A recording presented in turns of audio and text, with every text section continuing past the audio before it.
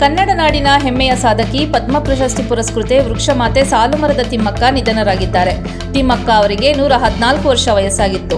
ಉಸಿರಾಟದ ಸಮಸ್ಯೆಯಿಂದ ಬಳಲ್ತಾ ಇದ್ದು ಜಯನಗರ ಅಪೋಲೋ ಆಸ್ಪತ್ರೆಯಲ್ಲಿ ತಿಮ್ಮಕ್ಕ ಅವರು ಚಿಕಿತ್ಸೆ ಪಡೆದುಕೊಳ್ತಾ ಇದ್ರು.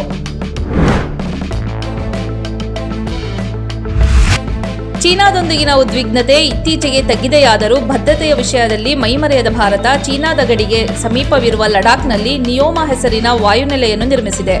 ವಿಶ್ವದಲ್ಲೇ ಅತಿ ಎತ್ತರದ ವಾಯುನೆಲೆಗಳಲ್ಲಿ 5ನೇ ಸ್ಥಾನ ಪಡೆದಿರುವ ಇದನ್ನು ಭಾರತೀಯ ವಾಯುಪಡೆಯ ಮುಖ್ಯಸ್ಥ air chief marshal AP Singh ಉದ್ಘಾಟಿಸಿದ್ದಾರೆ.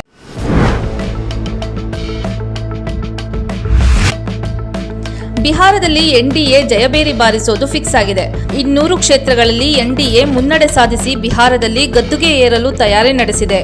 ಇತ್ತ 10ನೇ ಬಾರಿ ನಿತೀಶ್ ಕುಮಾರ್ ಸಿಎಂ ಆಗ್ತಾರಾ ಅನ್ನೋದು ಕಾದು ನೋಡಬೇಕಿದೆ. ಅತ್ತ ಹಿನ್ನಡೆ ಅನುಭವಿಸಿರುವ ಎಂಜಿಬಿ ಓಟ್ ಚೋರಿ ಅನ್ನೋ ದಾಳ ಉರುಳಿಸಿದೆ.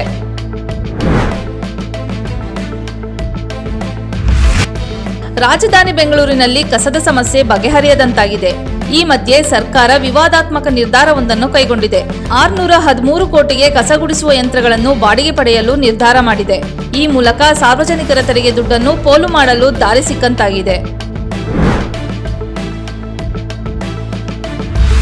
ಇನ್ನು ಪ್ರಸಿದ್ಧ ಪವಿತ್ರ ಯಾತ್ರಾ ಕ್ಷೇತ್ರವಾದ ಶ್ರೀ ಮಲೆ ಮಹದೇಶ್ವರ ಬೆಟ್ಟದಲ್ಲಿ ನಡೆದ ಹುಂಡಿ ಎಣಿಕೆ ಕಾರ್ಯದಲ್ಲಿ 27 ದಿನಗಳ ಅವಧಿಯಲ್ಲಿ 2 ಕೋಟಿಗೂ ಅಧಿಕ ಹಣ ಸಂಗ್ರಹವಾಗಿದೆ.